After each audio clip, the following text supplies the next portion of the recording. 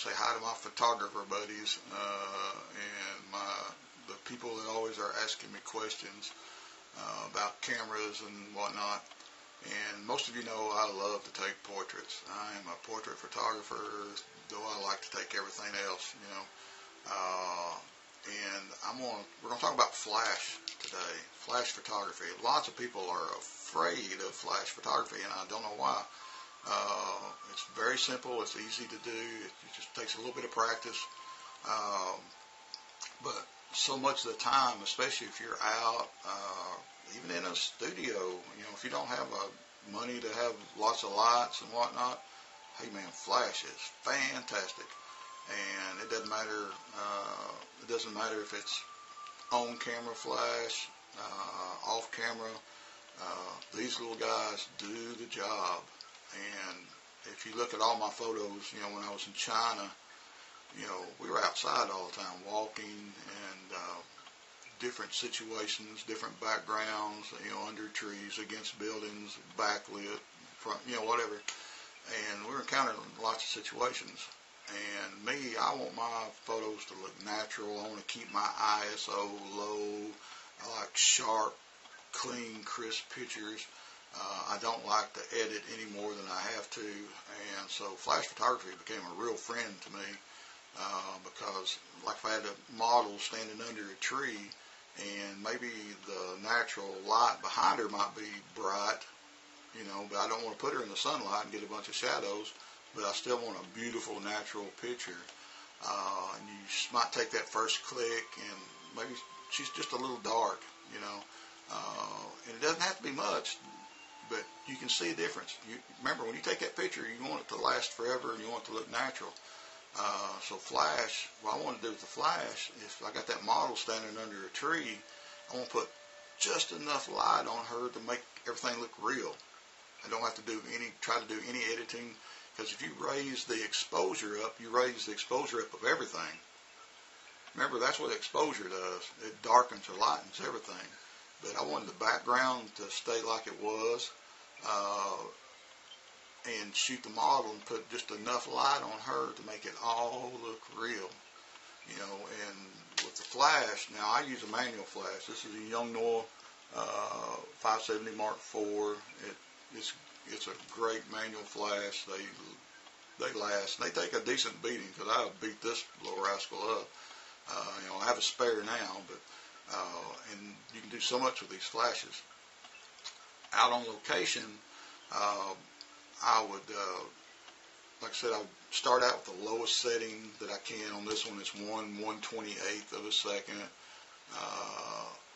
I would, or the power-wise, 1/128, and it would go up incrementally for the power of the flash. And I'd always start at low power and ease my way into what I thought was perfect.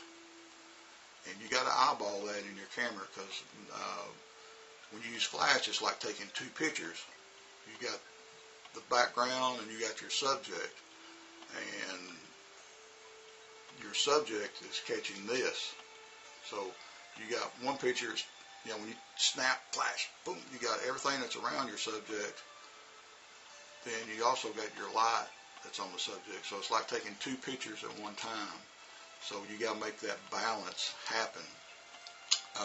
But outside, in China, like I said, a lot of times I didn't have help, so I'm always walking around.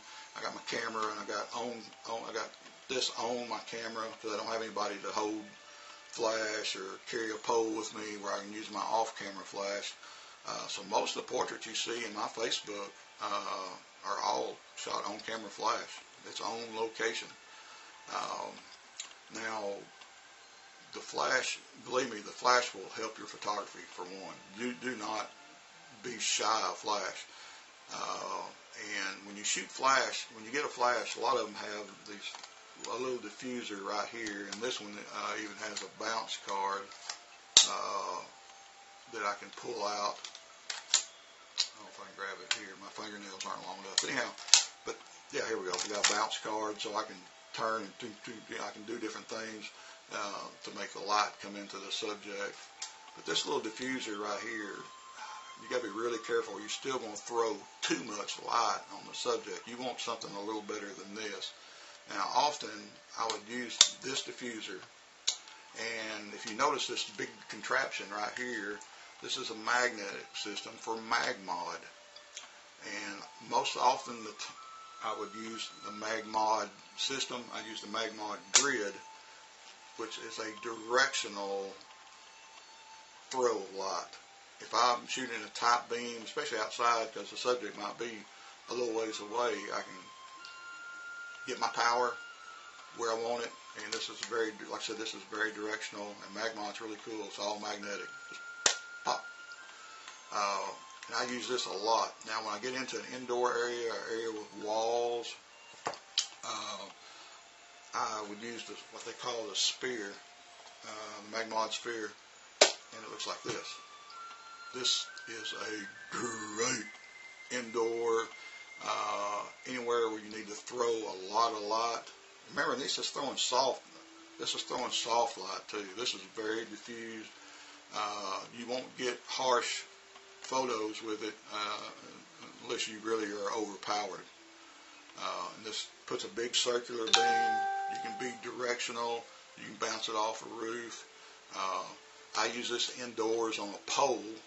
I got a stand, and I just will point the light wherever I want it, whatever effect I want to get, and I have it on a pole. Everything attaches to your camera with a horseshoe, attaches to the pole on a horseshoe mount. This is a fantastic system, and it keeps you from carrying a lot of crap out in the field.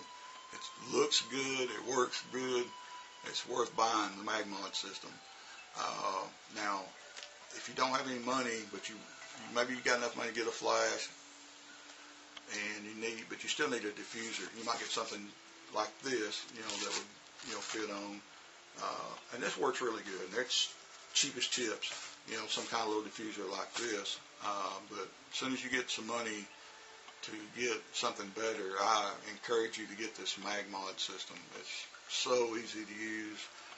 The kit comes with the magnetic mount, the grid,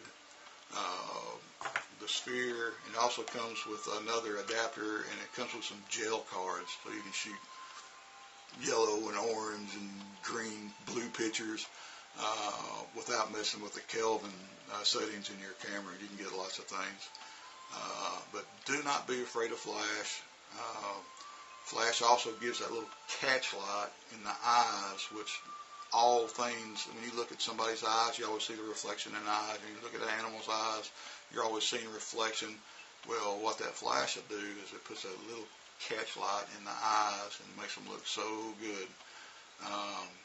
So anyhow, flash, don't be afraid of it. It's your friend. Buy some today if you're wanting, get a flash. If you're wanting your portraits to get better, just don't be afraid. Just go for it and do it. And have some fun. It'll take you all about one day to get used to using the flash, all right? So anyhow, you have a good day, and I hope you learned something, okay? Talk to you later. Bye-bye.